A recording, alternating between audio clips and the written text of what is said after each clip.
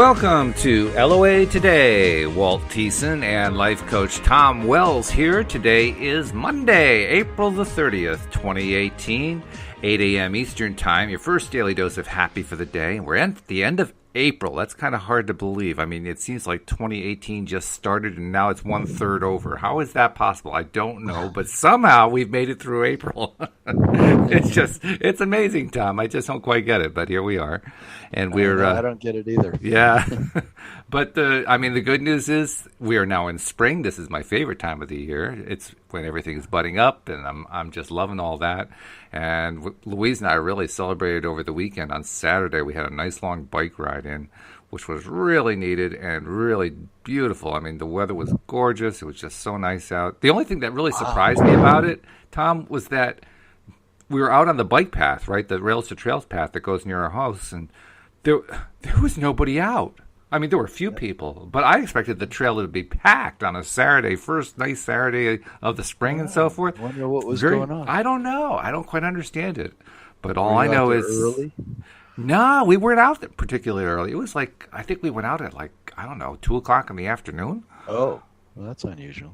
So, I mean, it was just surprising. But, hey, that's all right. It left lots of room for us. That was the main thing. That's great. Yeah, so... How you doing? How was your weekend? Oh, it was really good. I did a little trip to the mountains, too, with two friends, and we went and sat up there in the middle of the trees and rocks and talked and did a little bit of a stretching, things like that. That was yesterday morning. And then I spent some wonderful time with a friend of mine and who getting very close to. Oh, great. And went to a fantastic party with a whole bunch of older friends that I've known for 30 years or so, about 20 of those friends, big birthday party that just turned into so much fun. It was ridiculous. It was just like so much laughter and happiness. I couldn't believe it. I love that. Fantastic. So yeah, it was a good weekend. Yeah. All right. Well, we're taking on another Abraham topic. This is an Abraham-Hicks topic that they bring up a lot, segment intending. And, yeah, it's one of their processes. It's one of their processes, yeah. And I wanted to remind you. I just heard something there that reminded me. Just back off on your microphone a little bit because we're getting some of that breathiness again, so that'll help a lot. But segment intending is one of those processes that I hadn't really done for most of the time that I heard about it until a few months ago, and then I tried using it, and it actually does help you get through the day. I mean, I don't know. I don't have any clear evidence that tells me it helps me attract stuff better, but it makes my day go easier. And that alone is an improvement, no matter how you look at that. Yes. And I was excited to do this podcast because this is the technique I've used more than anything else as far as one of the actual processes that they suggest. And I find it to be magical, just amazingly wonderful for me. And I thought we could practice it for this show. As we launch into the podcast, we could both do a segment intending as a demonstration to the audience of how you do segment intending. Okay. All right. Well, but it's basically, just to describe it, it's something that as you go into each new vibrational change of your day, whenever things shift, like if you're in the middle of writing and then all of a sudden a phone call comes, well, that's a new segment beginning when you pick up that phone, if you take the call. Or if you've been, stop and you go and you fix your food, that's a brand new segment you're entering. Or you got to get in the car and go to a meeting somewhere, that's a whole new segment. One would be the driving from your home to the place. The next segment begins when you get there. They're just logical breaks in your day, and what you do is you say, this is expected that you do this when you're coming from a good place, not a place of a lot of anxiety and fear, because it often, in fact, they recommend don't do it if you're in a place of where you're really backed up about something.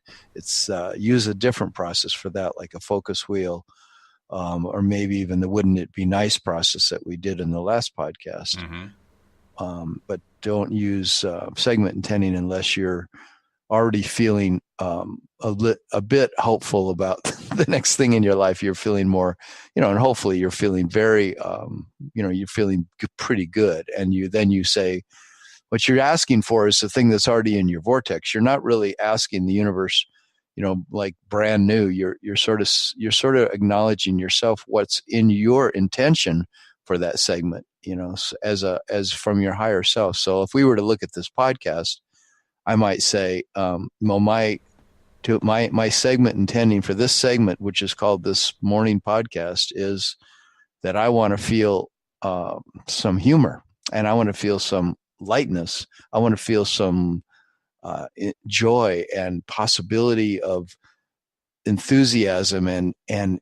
enlightenment. I want to learn something really great from this time we spend together, and I want the synergy between Walt and I to multiply as we talk, and that one thing that he says and the next thing that I say build upon each other in a way that there's literally a third thing there that which is like, that thing Jesus said, when two or more are gathered together, there is the Spirit, and I want this conversation to come alive with the magic of what's possible in our lives, each of our lives, but in the lives of all the people that are listening. Like, how can we convey something that is uplifting to everybody, that is soothing, and that helps us really understand, wow, this is a tool I could use a lot more. This could really change my life in a beautiful way. Yeah, very true. So that's my intention. Some of the things I would say, intending, I want to feel clarity. I want to feel happiness. And you can go crazy with all the things you say, but you don't want to maybe sometimes add too much, because, if it's just overwhelming. But if it's bringing us higher and higher as we say those things, then I think that's a good way to do segment intending. I think so too. I have a question that comes to my mind, and maybe some of our listeners may have had this question too. You mentioned doing segment intending when you're about to get a phone call, when a phone call is coming in. And the question I have is, if the phone's ringing, how do you stop and do the segment intending? How do you do segment intending? While the phone call is coming in. Yeah, because the phone's ringing. It's like, oh my God, I got to take the phone call. Well, wait, I got to do my segment intending. Yeah. Well, I was thinking of it more in terms of maybe that the call's coming. Oh, I see. Okay. Like when I know I'm going to have this call. Oh, okay. Yeah. I can segment, and I do segment intend before the call. In fact, I spend, about an hour before each call, getting ready for it, and a lot of that is intending, what I want to convey. Maybe do something like, God bless me for this call. Hello. Yeah. Well, yeah, it's like Wayne Dyer, supposedly on his answering machine when he was alive, he said, I really appreciate you calling me. Thank you for calling me. I imagine that you called me because of you have something wonderful to tell me. If that's true, then please leave a message. If it's not true, please call Dr. Phil. I love it. And Esther was saying how that was an indication of an intention, that he was pre-paving all of his phone calls. Dr. Phil, of course, had an automated answering the service on his machine, and when you got his number, it said, if this is a call from a Wayne Dyer referral, please press 6. Yeah, right. Right. Oh, that's fun. But yeah, segment intending is a process that I've been using somewhat more frequently. I don't do it as often as I'd like to, but I like the idea that we're going to practice it today. So starting off this next segment where we're actually going to go into it in detail, my intention is this is going to be fun. This is going to be really fun. This is going to be something to raise the vibration, and we're going to have plenty to laugh at, because hey, look at the laughing we've done already. We barely started. We're only 9 minutes in, and it's going to just be a wonderful thing. So I'm looking forward to it. Yeah. Good. So we can get really general with it, and you can get specific with it. Going general, because sometimes really a nice way to go, because then we're saying things that are, like if you're waking up in the morning, and before you get out of bed, it's something that I try to do every morning, is to say some of the things that I want going forward that day. Like, this is the day I want to want to feel enthusiasm. I want to feel inspiration today, and I want to. I'm choosing to feel good as much as possible throughout this day, I'm choosing to pre-pave the segments of my day with the right. qualities that I want in each of those segments that are coming not out of fear. They make a really clear point is that we don't want to do these things out of the fear of everything that could go wrong, and then you try to say the opposite of each of those things. Yeah, that's a hard way to go. Yeah, because it activates the fear vibration of that Exactly. very thing that you're afraid could happen, and so in a way you're sending this confusing message out there that's saying, I'm afraid this could happen, but here's what I want to have happen instead. And So what you get is a so, mixed result. Yeah, and that's not what you're looking for. It's one of those things that is a little bit challenging to do at first, and that's why I like what you just said about doing it as go general. When you go general, it's a lot easier. Especially when you're starting off. It's like, okay, well, what do I say to myself? What am I saying out loud? What am I going to say to somebody else who's in the room? Well, go general. When you go general, that's easy. It's harder when we're doing the specific stuff. So just talk about how you generally want to feel. I want to feel good. I want to feel happy. I want to feel excited. I want to enjoy this thing. That's easy, and it's a nice quick way to get yourself that little boost of vibration. So I like that suggestion. yeah.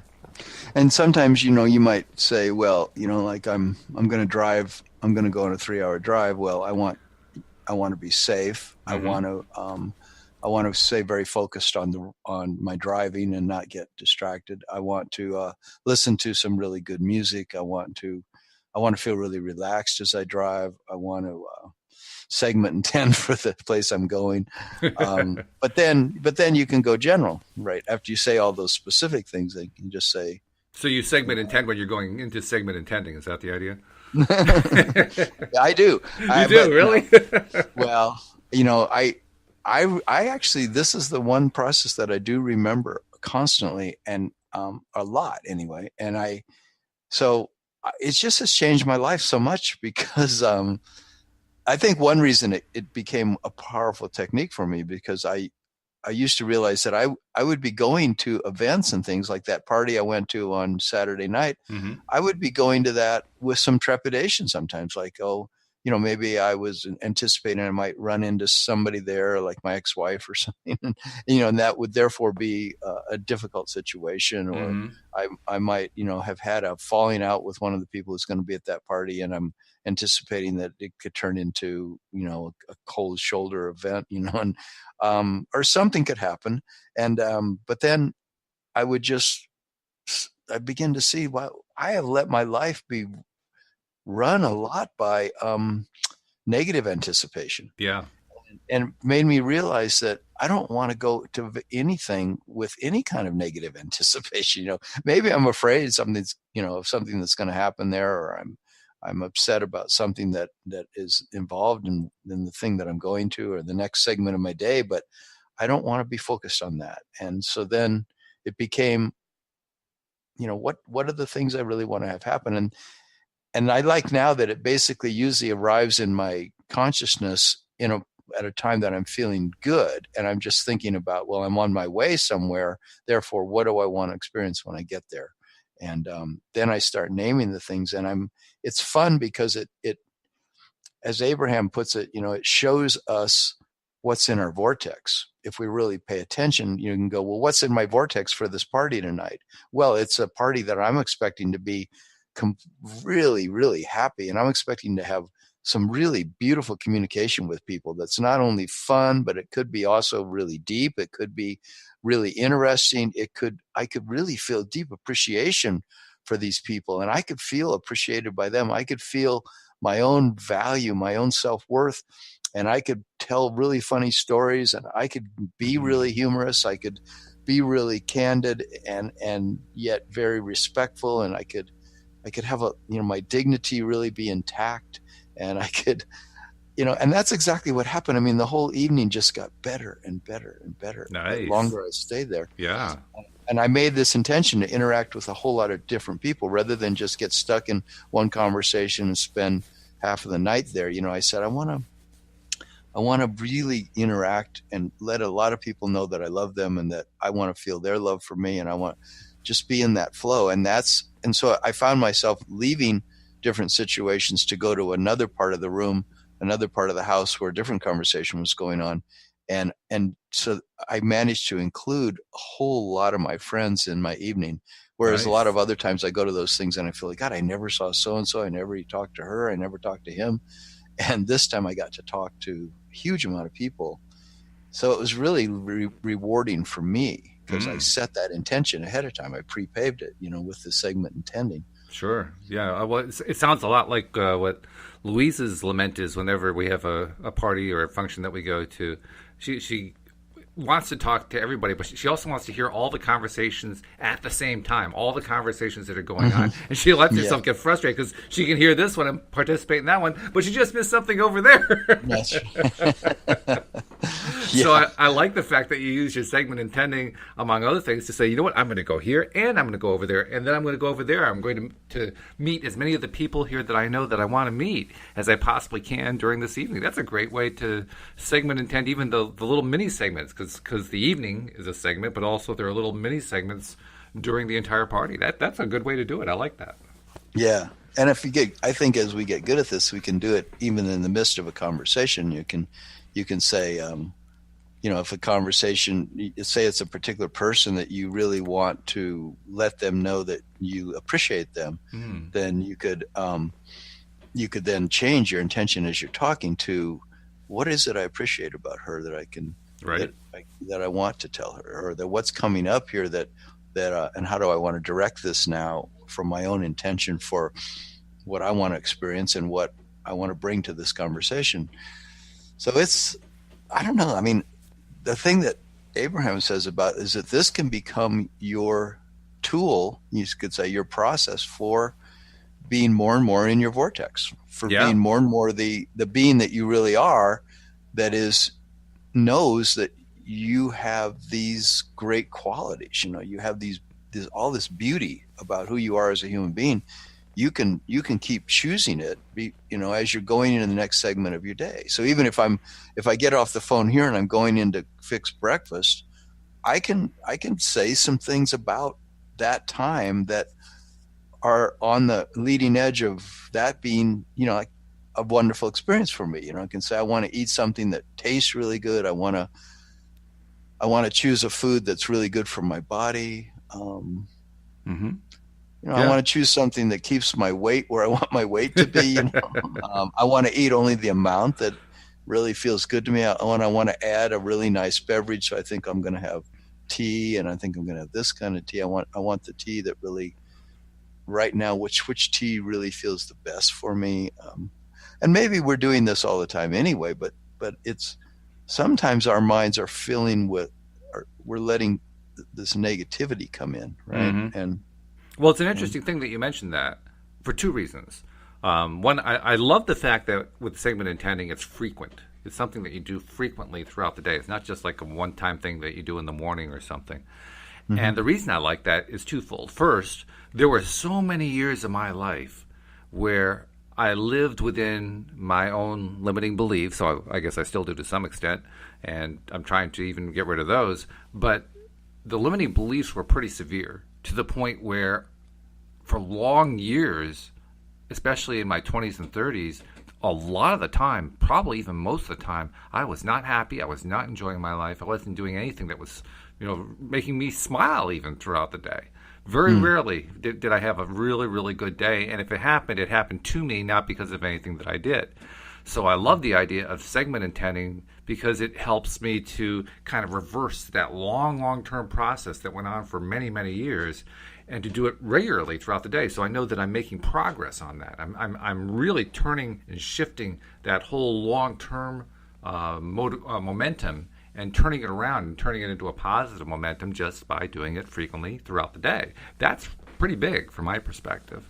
Yeah, it's developing a muscle, and that's why I'm into it, and I advocate it so much with my clients, is because it's changed my life so massively to be more lightheartedly conscious about what's coming in my day and setting forth those intentions. And a lot of times I just let it go. I don't think about it. It doesn't necessarily come up like when I got to that party Saturday night, I wasn't thinking about the intentions I set, but I was sort of living in them. I was in that bubble of the intentions that I set as I was driving to the party. Mm-hmm. It was about a half an hour drive to get there, and I wasn't spending the entire time setting intentions, but I've become really aware that that is what I'm bringing to that party, and therefore I make sure that I do it, and I make sure that when I walk in that door, I'm letting go entirely to those intentions that I set, Mm-hmm. and then to watch them multiply and multiply throughout the evening to where I leave and go drive home feeling so fulfilled in Yeah. what I wanted from that, Right. that it's just a great experience because it's always more than what I expected. Mm-hmm. It's more than what I expected, and it's so because then you can get into the moment and just see the beauty of it being Oh unfolded by yeah, that divine absolutely. grace, you might say.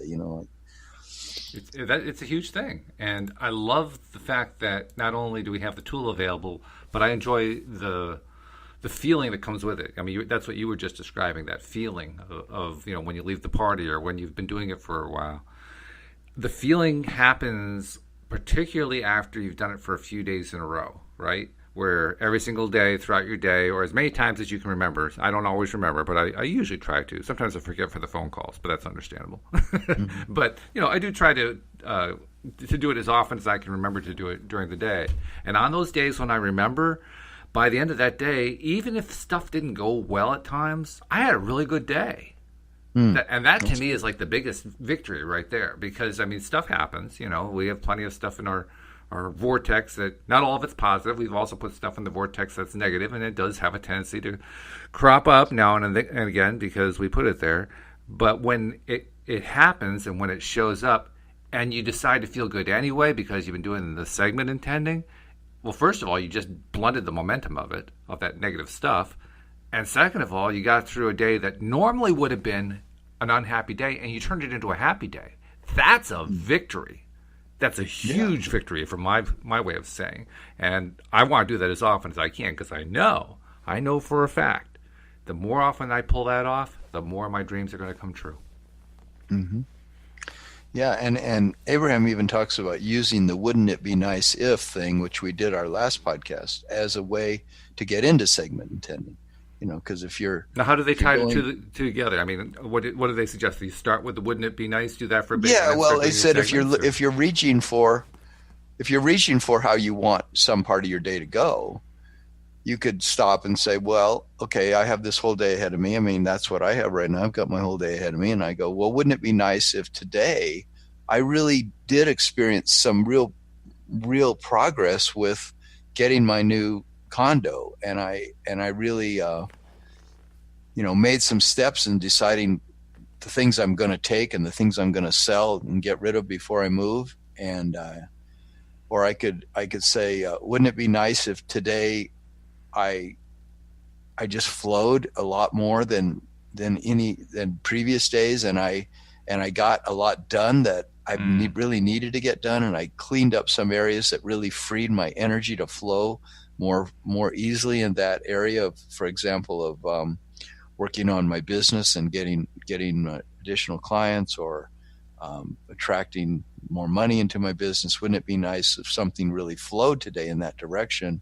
I really want to be open to that, and I really want to allow that to happen. And then you could go, so my intention is that things do really flow beautifully, with my list of things to do and the stuff that I put on my plate today. I want it to be a gentle, easy flow where I smoothly go from one thing to another, but I get things done in a way that I enjoy my day. And I also take the time to really notice the beautiful weather outside, and I take the time to go for a walk. And and when I on my walk, that I just let go of anything that's troubling me at all, and I really notice the beauty of nature. It's springtime here, and everything's blossoming, everything's coming out, and the yeah. sun is shining today. It's going to be over 70 degrees, and I just want to be out there and appreciating my life. And this is a time that I can breathe and really just get in touch with my breath, and be in my heart, and just be so appreciative of the life I have. So you can just start, from Mm-hmm. wouldn't it be nice, just building Yeah. the scenario of your life. That's pretty good. I mean, that was quite a rampage you did there, by the way. I have to say, very well done. Um, Thanks. I'm wondering about something.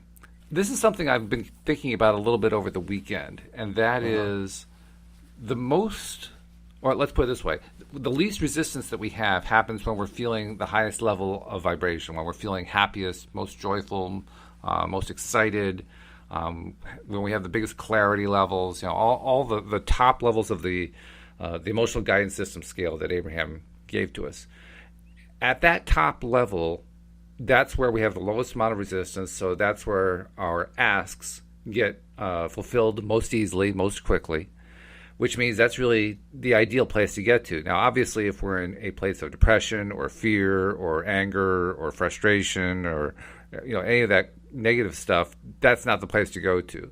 But for those of us who've actually managed to get our equilibrium into the positive zone and maybe even well up into the positive zone, what's your favorite process for actually getting to that highest level and staying there for a while?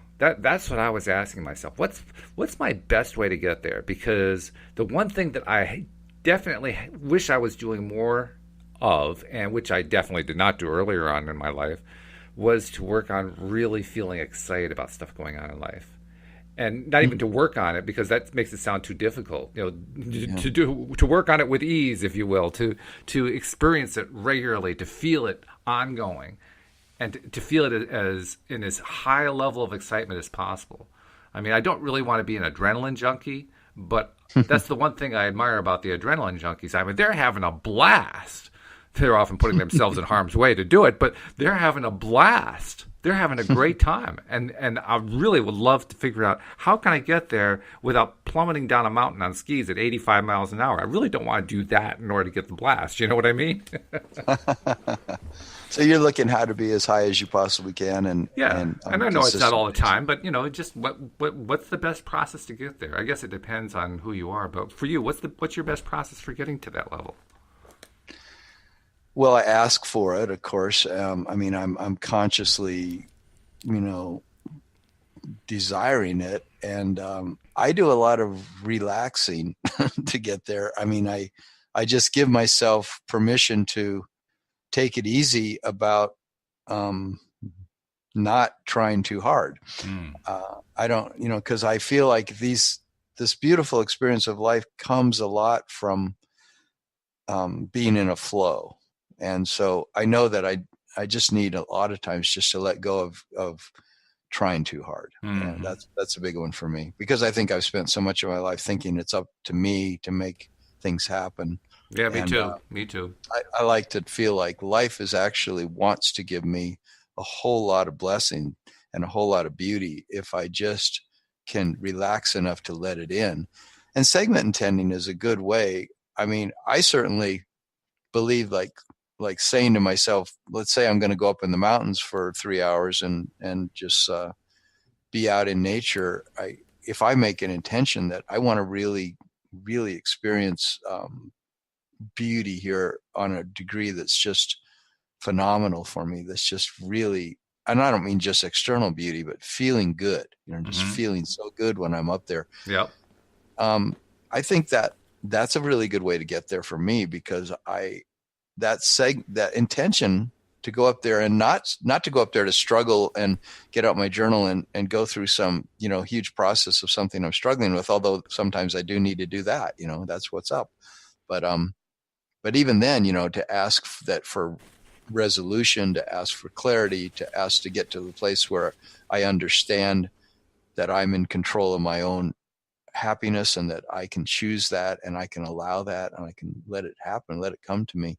So a lot of it is just the way I talk to myself. So not a particular process, just giving yourself some good positive talking vibe. Yeah, I mean, sometimes I have to do particular process. I have to get out and I do my appreciation journal, or I want to, certainly.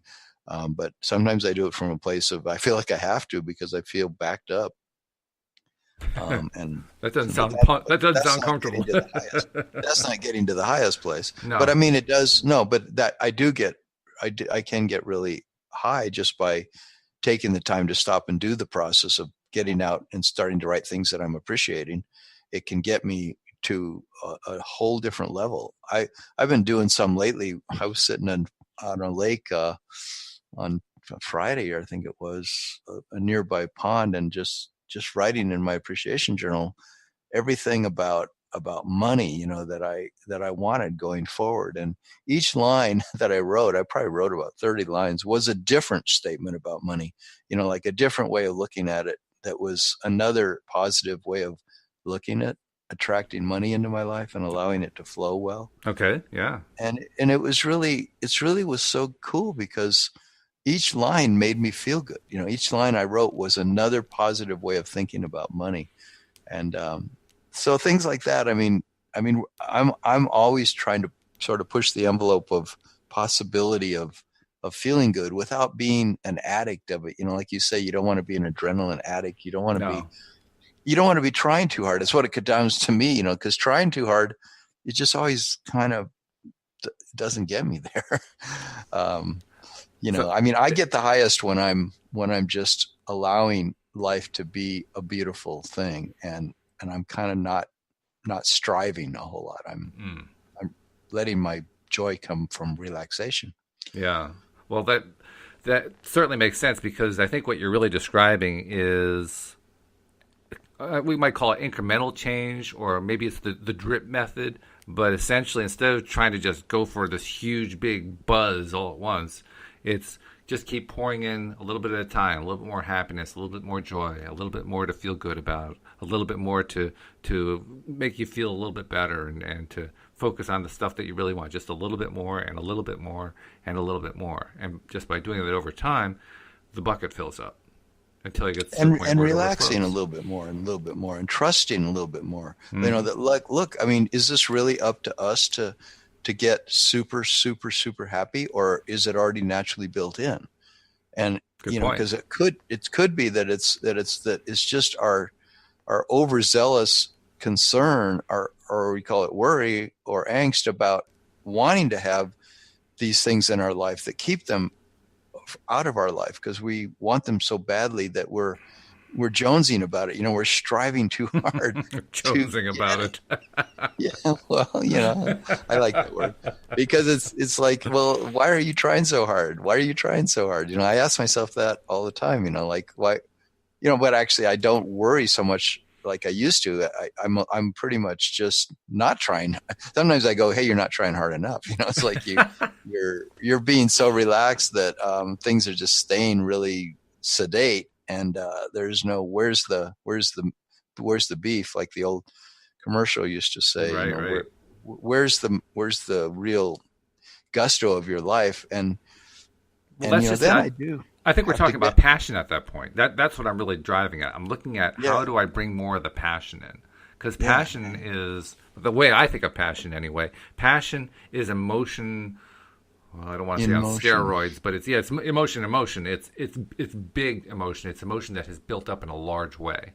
And I mean, I do actually prefer positive passion over negative passion. The other kind does exist. I've had plenty of experience with it. I'm done with that. I prefer the positive passion, but I like the idea of building up passion for something, because I know passion means there's more power and energy behind it.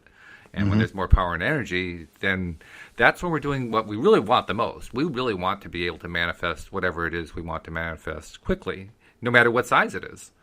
And when the passion is there, that's what drives it, I think. I think that's the biggest thing behind it. The passion is what it's what makes everything go, so to speak, and makes it go in a big way.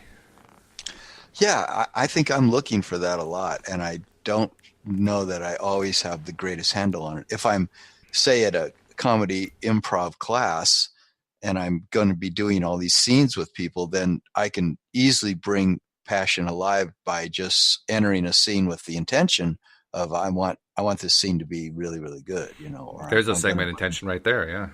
Yeah, I'm going to bring this particular character. He's, this character is going to be a farmer who's got a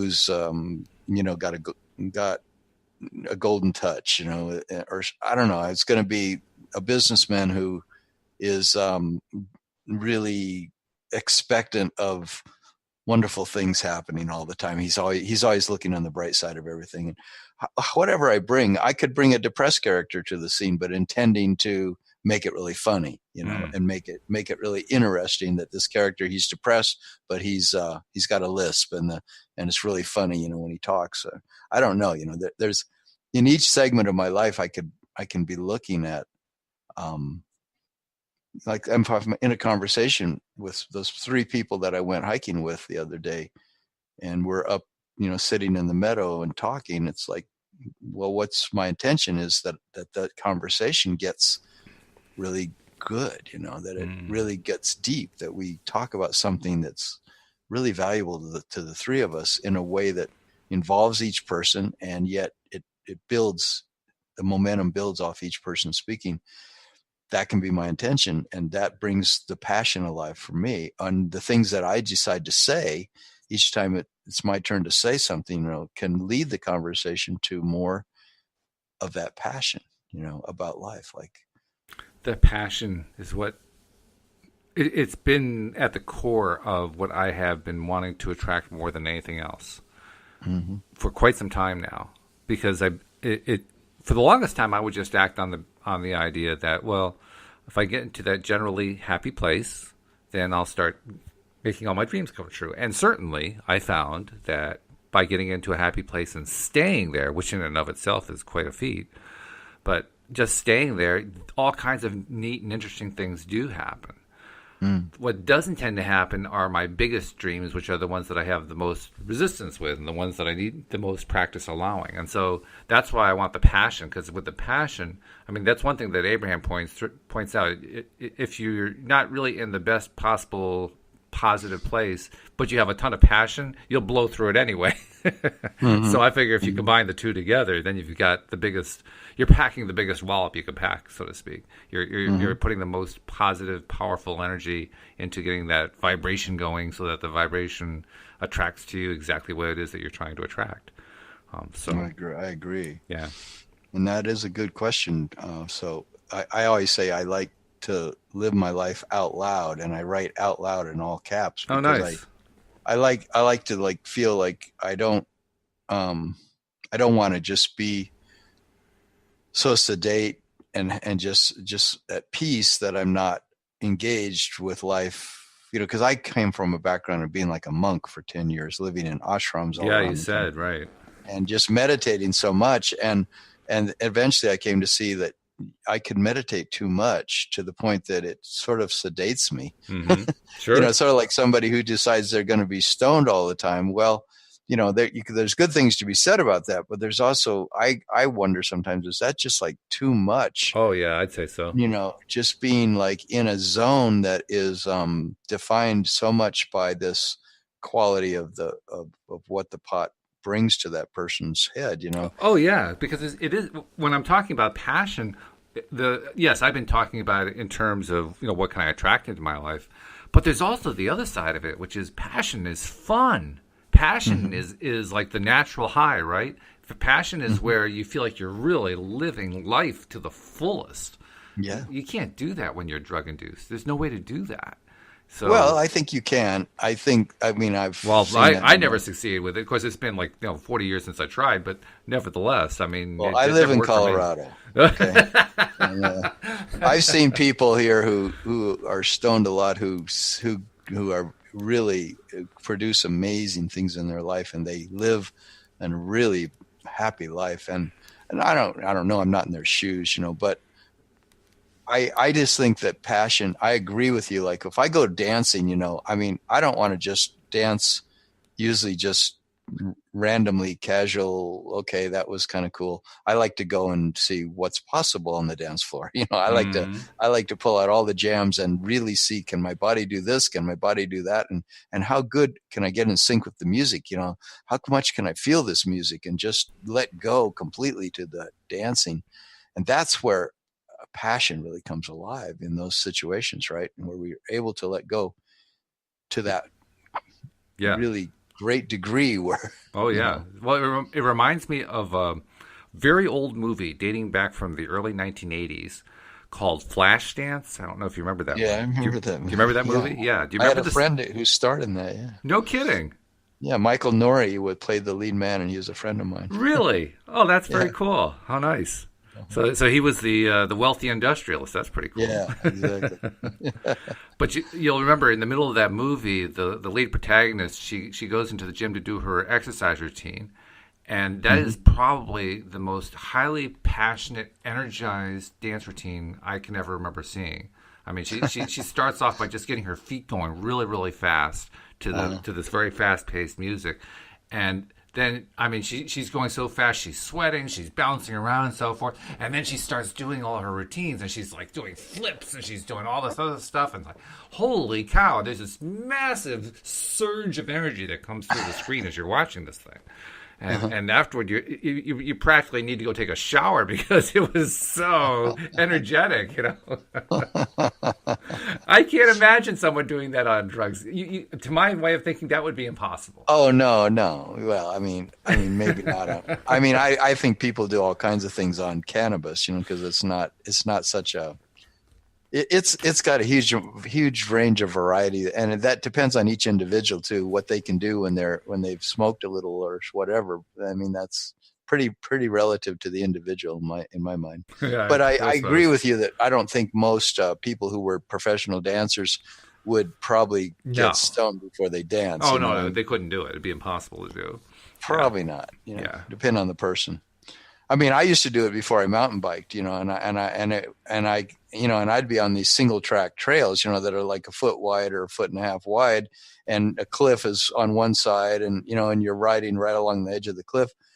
And I was totally cool being stoned, you know. I wouldn't want to ever do it on alcohol, but being stoned, it just heightened my senses. It made me more able to do it and more relaxed about doing it, I thought, you know. And I just chose it because I was having fun with my brother because we like to do that. But most of the time I would ride a mountain bike, I wouldn't be stoned, but I could do it really well stoned.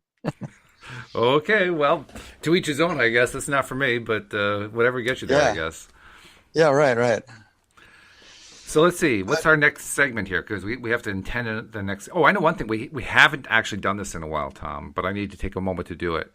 We haven't urged our listeners to subscribe and share. And we haven't done that mainly because most of our listeners are subscribers already, which we love. But we want more people to be subscribers. So if you are somebody who is listening perhaps for the first time, or you've listened to a few of these and you haven't done anything yet with it, please go to the homepage at loatoday.net and just take a moment to subscribe. All the instructions are there. It's really easy to do. It just takes a few minutes. And the big benefit, of course, to subscribing is that you get all of the shows automatically delivered to your smartphone or other device so that you can always listen to them anytime you want. And we're doing like 44, 45 shows a month. So you're getting a lot. You're getting a lot to listen to. And it's great having those daily doses of happy twice a day, Monday through Friday. Well, you also get to listen to stuff that's in the past because the entire set of archives is on that feed that you get to your smartphone or other device. So, you know, just please do take the time to subscribe because you're going to really enjoy it and it's going to pay off for you. And once you're subscribed, hit the share button too, because there are a ridiculous number of social media share buttons on the loatoday.net page. If you can find a social media icon that's missing, let us know, but I don't think you can because we got them all. Great. So subscribe and share. Yeah. I didn't set a segment intention on that vocally, but I did in my head. Does that count? Okay. Well, you know, that's what I do a lot. I mean, I realize I just do it automatically. I think everybody's doing it automatically all the time, but sometimes they don't realize that their negative intention is actually producing what's happening in their next segment. True. Yeah. That's the tricky part. That's when you start realizing, oh, well, I came to this meeting with my friend expecting that she was going to go off on me, and she did, you know. That's a good point, because that means we always segment intend. What we're trying to do deliberately is to intend positively, to intend the result that we want to have, rather than what is so often the default of intending, well, geez, that terrible thing's going to happen. And that's where Abraham was saying that this can become the most powerful process. In fact, I think I read one thing where they said it is their most powerful process they offer. Oh, they did say that. Okay. To become a conscious creator. Okay. Because if you are getting really good at this and doing it consistently, what you're doing is saying that this is what I'm intending for my life, and you're practicing what you want to be intending going forward. That's the thing I love about it. I mean, if I'm going to a meeting, like I used to go to this meeting once every week with this group of people, and it was called Intenders, and we would go and we would set our intentions, and we would talk about what we were grateful for in our lives. So each person would go around the group and get a chance to say, what they're appreciating in their life and then what they're intending going forward. And so when I'd be driving to that meeting, a lot of times it would be in the morning. Well, it was always, kind of earlier in the morning, and I would be not yet fully into my day. And so driving there would give me time to intend what I wanted. And I thought that was so cool because I would show up at the meeting often a very different person than when I got in the car and started driving there. That is good. Well, that's great progress to do that, because that means you really are becoming a deliberate creator moment by moment in your life. If you can move that to me is the whole thing. Learning how to move our emotions up the scale on demand. When we can do that, that's when we're showing our power, I think. Yeah. And I'd be real patient with myself. Like, I would say the things that I really appreciated and that felt really good. And sometimes I would get feeling so good that I knew that when I came to that meeting, when it was my turn to talk, I was going to bring something really inspiring to the group, because I was getting so high, and thinking about, I'd be driving there and be noticing, all the leaves coming out and it's springtime, or all the leaves turning when it's fall. And I would, come in there with this great appreciation and enthusiasm for what was going on in nature, and I would speak about it, and people would love it because I would be really high about how beautiful it was. Or, well, I imagine you also get by life. Life is so precious and so awesome. I imagine you also get kind of the unexpected reactions that I would sometimes get too. Like, for instance, when I started playing my positive music playlists on my phone while I went out on one of my walks. I have my headphones on. I don't use earbuds. I don't like earbuds. Sorry, guys. Mm-hmm. Those of you who like earbuds, I'm glad you enjoy them. I use headphones. But I'm listening on my headphones, right? And I'd be walking along for like 10 or 15 minutes, and then somebody would walk by. Now, normally, out on these rails to trails paths, people will wave to each other, will greet each other, and so forth. The first few days that I was using the positive playlist, I'd get out there, and I was getting these really big reactions from people. Like, hey, how you doing? And all that. Like, whoa, what happened? It took me a while to realize that because I was not only doing a walk, which I loved, but I was also listening to my music. The two combined together had me smiling like an idiot. Yeah, I had this big smile on my face, and that's what people were reacting to, and I didn't know it. Mm-hmm. I had to kind of take stock to say, oh, I must be smiling really big. In fact, I even remember pulling out the phone and turning it on like I was going to take a selfie, just so I could see the look on my face. I had this big smile. It's like, this is cool. This is a really cool thing. I didn't even have to work to get there. All I did was walk and play my music, and I got this big smile. That's the best. But it shows just how powerful it can be because of the reactions I got from other people. So I like doing that now. I like walking along and listening to my music and so forth, and just watching the reactions. Like, yeah, hey, how you doing? Nice. Yeah. So much of what we're doing, I feel, in life is we're removing the resistances that we've built up. Exactly. We're letting go of the resistances, and then we're letting our default state, which is automatically happy and feels good, letting that come forward more and more. I have to keep reminding myself of that. That's what we're doing, isn't it? You said this a couple times so far during the show, that we're allowing our default happy state to come through. It's not like we have to work to get that state. We just have to work to let it in because it's already there. I have to keep remembering that because that is our natural state, isn't it? It is. And I think that our Western civilization and our upbringing by our parents and teachers and everything, and our news media and everything, have taught us a whole other mindset that is fraught with assuming that things are a struggle and things are difficult and that there's no free lunch and all that stuff. Mm-hmm. And so what I feel like I'm spending a lot of time doing is just sort of letting go of the angst I have been carrying. It's sort of like PTSD. You're letting go of this caution and fear that life doesn't actually work and that it's up to us to constantly protect ourselves. And that just, Abraham was saying, if you go into a segment of your day saying what you intend because you're trying to protect yourself from everything that could go wrong, that you think is going to go wrong in that next segment, then that's not really going to work. That segment intending, don't do it in that case. Right. But if you can do it from the place of feeling that, life is actually designed to be a beautiful unfolding event, an expansive, and that our default state is joy. And so then say, well, I intend to feel a lot of joy. I want to feel playfulness. I want to feel creativity. I want to experience a bunch of awesome communication with these beautiful people I'm going to be with. Or I want to really notice how nature is telling me, is singing a song to me, is showing me that there's great beauty, that I can relax. I don't have to try so hard. Huge amount of my life and what I do with my clients is to get people to just simply chill out. That's one of the main things. I almost called my business, something about chilling out. I was going to call it From Angst to Ease, because Abraham said at one point, he says, all we're trying to do and all of this stuff we're teaching you is how to go from angst to ease, just to how to find ease. And so you can let your default state, come forth. Mm-hmm. Yeah. That default state is the ideal state. It's the happy state. It's the feel-good state.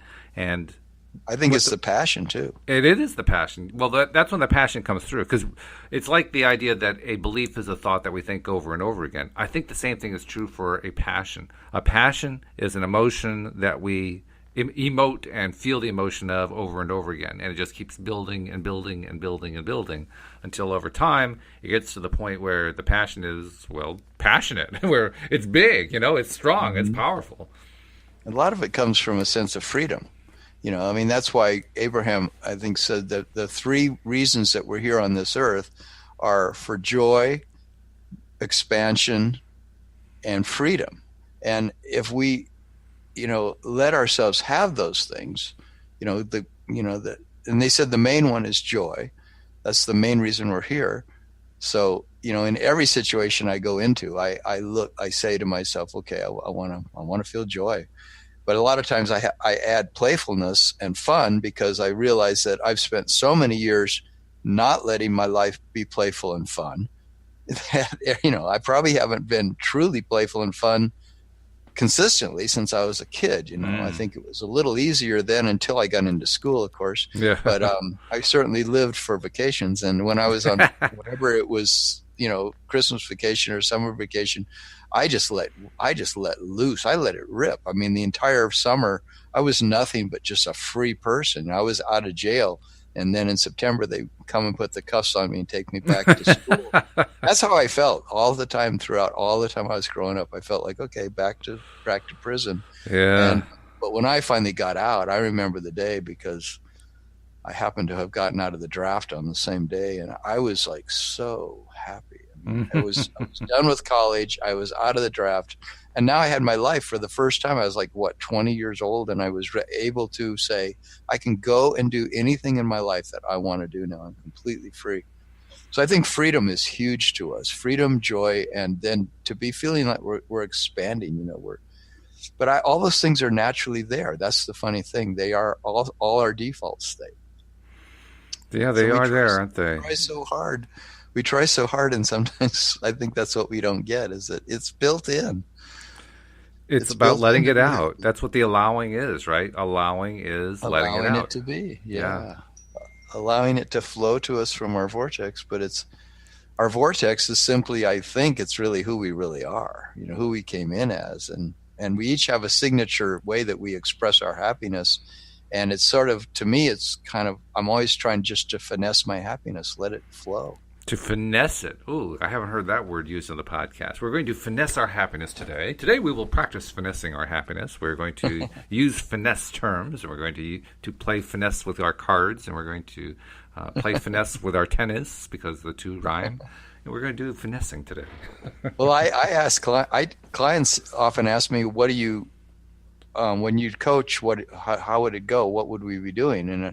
And one of the things I explain is, well, a lot of ways I'm teaching you in a way to dance with your life, because I want you to let go on the dance floor of your life to finesse your life, to make it, like you would to finesse a dance movement. You kind of know how to move a little bit to the left and a little bit to the right and then to go forward, but you do it all with such a grace and an ease that it looks really good and it feels really good. You're starting to really feel the rhythm, and you're finessing your body on that dance floor to feel all these subtle, beautiful things going on, and suddenly you're dancing. You're a dancer, right? And so that's what you want to do with your life. You want to like, okay, you get a little bit of this, you get a little bit of that, and you get a little bit of this, a little bit of that, and it starts to become really fun to be a human being.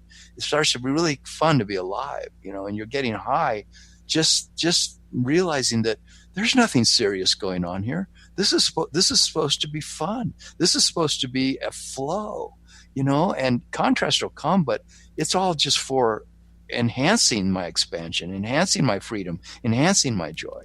And it's some game that I'm playing here, that I want to finesse this game of life, Absolutely.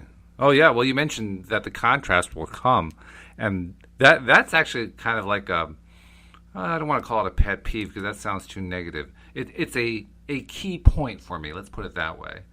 The idea that, because it for me, it connects to the idea that if we're aiming to feel good all the time, we're unrealistic because bad stuff happens in life. You have to be ready for it. Well, the way I look at it is, why not stay happy all the time? Because it's not like you won't notice the contrast. You won't notice the stuff that comes along that challenges you or gives you the opportunity to say, no, I don't want that. It's going to come anyway. It's going to be there. It's not like there's a lack of it. There's plenty of it. There's loads of contrast in this world. We don't have to go looking for it. It That's basically true. comes to find us. So, why worry about the contrast? The contrast is going to come. I'm going to spend my time getting happy. And in the process of getting happy, I'll get some contrast. I'll get some choices. I'll get, Walt, do you want to try doing this thing that basically makes your feet wet? No, thank you. I think I'll skip that one. But thanks for the offer. I appreciate it. Yeah, there'll definitely always be contrast. And I mean, I find I spend most of my time not necessarily in this place of ultimate freedom and expansion and joy, but I spend a lot of time, noticing that why would I not be choosing that? And then it's like, I can sort of then try to finesse my way into just more relaxation and more saying, okay, where's the joy? Right now, what is it that I'm feeling inside? I sort of search inside my body, and if there's any feeling, just be with it. If it's a feeling of, well, why would I be feeling a little bit of sadness right now? Or gosh, I am feeling excited about going to see so-and-so. And I do feel good about that. And plus also the fact that contrast comes along can also be a good thing. When the contrast comes along, your choice isn't necessarily to say, no, thank you. Your choice could also be, I like that. I'll take some more of that. I want to get my feet wet for that. In fact, wet my feet as soon as possible. I'm ready to go. Shall we go now? Yeah, and that's what Abraham talks about as steps 4 and 5, is that you get good at allowing contrast, so that even if you feel like you're going all the way back to the beginning with something, you actually anticipate that this is cool. I'm going to learn some new stuff here. I'm going to learn something really cool. And ultimately, I think when we're in step 4 or 5, step 4 is where you're in that high vibrational place that you're experiencing as a result of the allowing in step 3. You basically built up the allowing. Well, you're not going to find a whole lot of things in step 4 where you're going back to the beginning. You're probably going to be progressing pretty quickly from that place, because it's such. And remind us again, step 4 is when you're feeling that you're getting good at when the vibration from step 3 has really grown because you've really gotten good at allowing. So you're accelerating the allowing, so to speak, and getting that really high vibration going, ready for step 5, which is to jump back into step 1 with your next ask. You're asking from a higher level of vibration. So. Right. Because there's always going to be, the second we arrive at something that we really want, then we begin searching for the next best thing. Absolutely. Something that's going to even feel better, because that's our nature of expansion.